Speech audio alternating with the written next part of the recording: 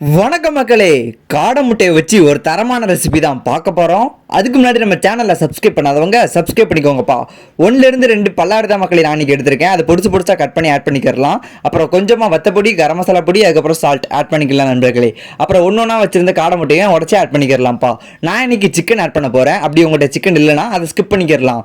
நல்லா மிக்ஸ் பண்ணிக்கோங்க மக்களே. அப்போ தான் அதில் உள்ள மசாலாலாம் நல்லா செட் ஆகி வந்திருக்கும். இப்போ நம்ம ஃப்ளேமை ஆன் பண்ணிக்கலாம் நண்பர்களே. நான்ஸ்டிக் தான் நான் இன்றைக்கி யூஸ் பண்ண போகிறேன். அதில் கொஞ்சமாக ஆயில் அப்ளை பண்ணிட்டு நம்ம செஞ்சு வச்ச முட்டையை ஆட் பண்ணிக்கலாம். 1 by 1 ஆட் பண்ணிக்கோங்க மக்களே. அதுக்கு முன்னாடி நம்ம சேனலை சப்ஸ்கிரைப் பண்ணாதவங்க சப்ஸ்கிரைப் பண்ணிட்டு லைக் பண்ணிருங்க மக்களே. நெக்ஸ்ட் என்ன கமெண்ட் பண்ணிருங்க, என்ன டிஷ் பண்ணணும்ட்டு. அப்புறம் நம்ம சேனல் 1K சப்ஸ்கிரைபர் ரீச் பண்ணியாச்சு. எல்லாம் உங்கள் சப்போர்ட்டால தான். தொடர்ந்து லவ் அண்ட் சப்போர்ட் எங்களுக்கு கொடுத்துக்கிட்டே இருங்க மக்களே. அப்புறம் திருப்பி போட்டுக்கலாம் மக்களே. நான்ஸ்டிக்னால சூப்பராக குக் ஆகி வந்திருக்கும். ஸோ நம்ம உடனே திருப்பி போட்டுருணும். அப்படி இல்லாட்டி தீஞ்ச வாடை வந்துடும் மக்களே. பார்த்தாலே தெரியும் எந்த அளவுக்கு சூப்பராக வந்திருக்குன்னு. மறக்காமல் வீட்டில் ட்ரை பண்ணி பார்த்துட்டு எப்படின்னு கமெண்ட் பண்ணிருங்க மக்களே.